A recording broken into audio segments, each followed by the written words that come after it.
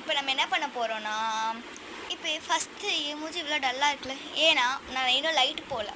ஒரு முக்கியமான main light, tube light அதில் போட்டால் தான் அழகாகவே. இப்போ வந்து டைம் வந்து 7:24, அதை நான் சொல்கிறேன், வேறு ஒன்றும் இல்லை. இப்போ என் ஃபேஸ் பார்க்க எனக்கே ப்ரைட்டாக இருக்குல்ல, ஐயோ என் கண்ணே பற்றும் போல் இருக்குது. சரி 1 2 3 ஜிக்கா லக்கா பும் போட பார்த்தீங்களா எவ்வளோ அழகாக இருக்கேன்னு. இப்போ தான் ஐடி கார்டு சாலு கற்றுனேன், அதுக்குள்ளே என்ன ஐயோ நான் என்னையே பார்த்து சொல்லக்கூடாதுல்ல. ஓகே, இப்போ என்ன பண்ணணும் அழகாக இருக்குன்னு பார்த்துட்டு ஒரு இது வச்சுட்டு ரெடி. இப்போ குளிச்சுட்டு வந்து பார்க்குறேன். 3 2 1 சக்கா லக்கா பூம். பார்த்தீங்களா மண்டபஹாலே வந்து இறங்கிட்டேன். வா எவ்வளோ அழகா பாருங்க. வா வா வா.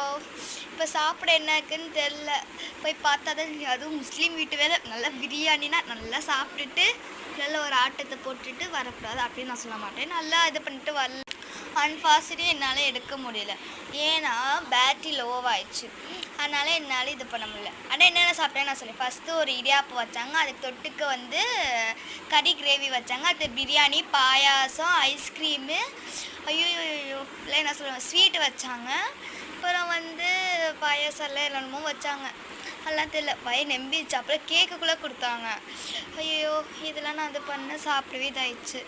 அப்பா வயிறே நம்பி வெடிச்சிரும் போல், என்னாலே இல்லை. பாய் கை.